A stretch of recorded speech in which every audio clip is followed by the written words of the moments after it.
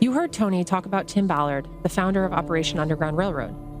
Tim is a man that has selflessly dedicated his life to rescuing children from sex slavery. He spent over a decade working as a special agent for the Department of Homeland Security, where he worked on the Internet Crimes Against Children Task Force and was deployed as an undercover operative for the U.S. Child Sex Tourism Jump Team. He's worked every type of case imaginable in the fight to infiltrate and dismantle these absolutely horrific child trafficking rings. But Tim left his government career, everything he knew, his pension and his security, in 2013 to start Operation Underground Railroad, also known as OUR, a nonprofit organization of former Navy SEALs and CIA agents that help law enforcement find and capture human traffickers and provide victims with the support they need to integrate back into a normal life. When Tony learned of the courageous work that Tim and his team do, he knew he had to take action. Here's Tim on why people like Tony, people who aren't afraid to look darkness in the eye, are making all the difference in this fight to end child slavery. We should warn you that Tim's experience doing this type of work is extensive and intense, and as a result, some of the details in this episode may not be appropriate for some listeners. Human trafficking, or modern-day slavery, is the fastest-growing criminal enterprise in the world, and people don't know. The reason Tony is one of the greatest fighters against what is today the fastest-growing criminal enterprise in the world, that's the buying and selling of people, of children, for sex, for organ harvesting.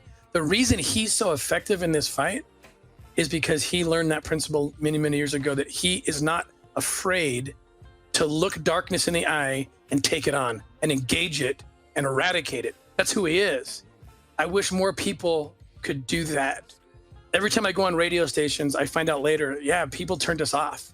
The minute you say human trafficking and children being raped for money, and they just turn it off. And that's the problem. That's why it's continuing. That's why the legalized form of slavery lasted for hundreds of years in our own country. What an embarrassment. What a horrific tragedy that we legalized this and allowed it to thrive. Why? Because the people that could have done something about it, they didn't want to look at it. Tony has gone on undercover rescue operations with OUR. He's donated money and spoken about the issue at length, publicly, to raise awareness. And he's also the executive producer of a film called Sound of Freedom, which will be coming out this fall. The movie is inspired by true events that happened to Tim while working for Homeland Security, and the first rescue operation he conducted upon leaving that job. It follows the story of Rocio, a girl that was kidnapped by Colombian traffickers. In this clip from Sound of Freedom that you're about to hear, Tim, who is portrayed by actor Jim Caviezel, is meeting with a wealthy businessman to try to convince him to finance a rescue mission. Did you know there were over 22 million new images of child pornography on the web this past year? That's a 5,000% increase over the past 5 years. 5,000%. The fact is, it is the fastest growing international crime network that the world has ever seen. I agreed to it because we were working with the U.S. government. Back out now, this whole thing will blow. It has already passed the illegal arms trade, and soon it's gonna pass the drug trade. You wanna know why? Because you can sell a bag of cocaine one time, but a child, the most precious child, you can sell a 5-year-old kid 5 to 10 times a day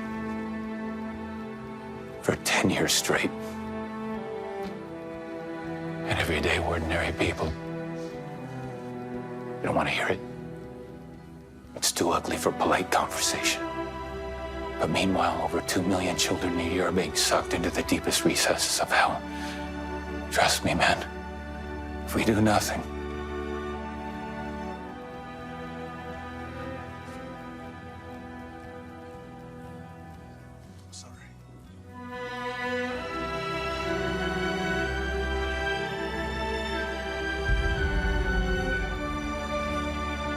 their pain is gonna spread and spread. So someday it's gonna reach the likes of you.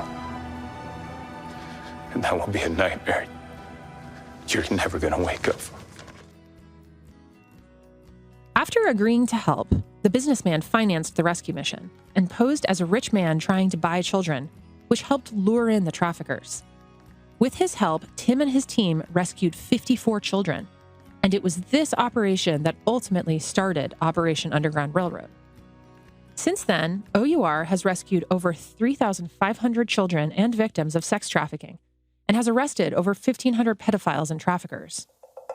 Through an arm of OUR, Tim and his team also do a lot of work in the Middle East, using high-tech tools and undercover operators to infiltrate crime networks and rescue women and children that are under the attack of ISIS. To date, they have helped extract 10,000 people and move them into safety. Naveen is one of those people. Here's her story. This is the story of a little girl, 13 years old. Her name is Naveen, and she was living in Sinjar city in northern Iraq peacefully with her family, a Yazidi family, which is a tribal group, peaceful, beautiful, religious people that mind their own business. And ISIS comes in and decides that all the people that are Yazidi people will be slaves. They came in and just killed the men and took the women and children and put them immediately into sex slavery. And they had these huge slave markets in northern Iraq and in Syria, and they just bought and sold women and children for sex. This little girl at 13 got sucked into that.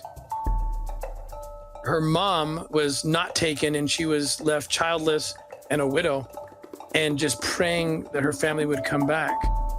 Years had passed, and all the news that she had was that her daughter was dead. She was not in a safe place, so she worked with us to get her out of the country and into Australia that was taking Yazidi refugees. It was so sad watching her leave, knowing that little Naveen was probably killed at this point. And so she goes to Australia. The day she gets to Australia, we had the unbelievable surprise and honor to be able to call her and say, literally, while you were flying to Australia, we found your daughter and we recovered her. And she's in our aftercare facility and she is safe. This little girl, 16 at this point, and we begin the process of aftercare. She lives in one of our basically tent cities. We started to expedite the paperwork. And finally this summer, we were able to take her. We went to Iraq and picked her up and took her home to her mom, who she hadn't seen in 5 years.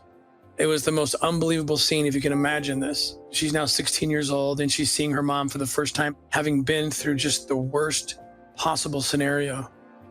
And it's at times like this where you realize everything we do is worth it. You know, if all the millions that we have raised only produced that one case, only produced the rescue of this little girl and got this girl back to her mom, it all would have been worth it. Today's going to school. She's brilliant. She's learned English now.